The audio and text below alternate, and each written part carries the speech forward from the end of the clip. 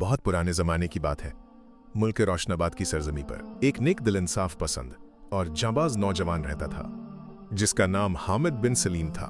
हामिद दौलत में मध्यम था, लेकिन किरदार में सबसे अमीर। उसके चेहरे पर सादगी, बातों में नरमी और दिल में रब का खौफ समाया रहता।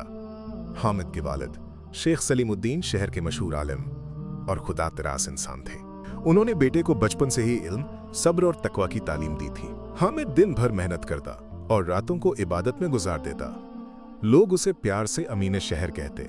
इसी शहर की रियासत पर जालिम हाकिम नवाब जाफर कादिर की हुकूमत थी, जो अपनी ताकत के घमंड में गरीबों पर जुल्म ढाता। उसकी बेटी जहरा खातून थी, बेहद सलीकेमंद, समझदार और नेक दिल, मगर बाप के जुल्म से दिल ही दिल में गमगीन रहती।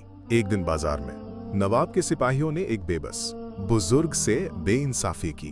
हामिद ये मंजर देखकर रह न सका। वो आगे बढ़ा और बड़े अदब से बोला, जुल्म की बुनियाद कमजोर होती है हुजूर, रहम भी ताकत है।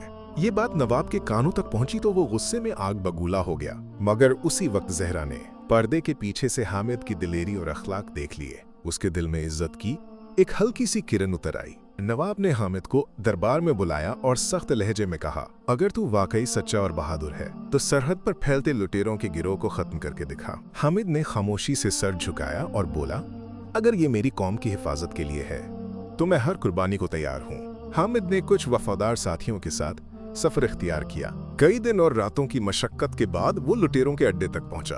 अपनी अक्ल, हिम्मत और अल्लाह पर यकीन के दम पर उसने गिरोह को शिकस्त दी और मुल्क में अमन बहाल किया। जब वो फतेहयाब होकर वापस लौटा तो पूरे शहर में उसका इस्तकबाल किया। नवाब भी मजबूरन उसकी बहादुरी को सलाम करने पर मजबूर हुआ। उसी दिन जहरा ने महसूस कर लिया कि हामिद सिर्फ तलवार का माहिर नहीं, बल्कि दिल का भी सुल्तान है। वक्त के साथ नवाब का दिल नरम पड़ा और उसने अपनी बेटी का निकाह हामिद से कर दिया।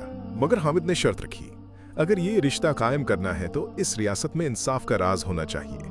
नवाब ने हामी भरी और अपने जुल्म से तौबा की। रोशनाबाद में अमन, सुकून और बरकत की फजा फैल गई। हामिद और जहरा की जिंदगी लोगों के लिए मिसाल बन गई कि ताकत तलवार में नहीं, बल्कि किरदार और इंसाफ में होती है। सबक, जो इंसान अल्लाह पर भरोसा रखता और सच के रास्ते पर चलता है, वही दुनिया और आखिरत में कामयाब होता है।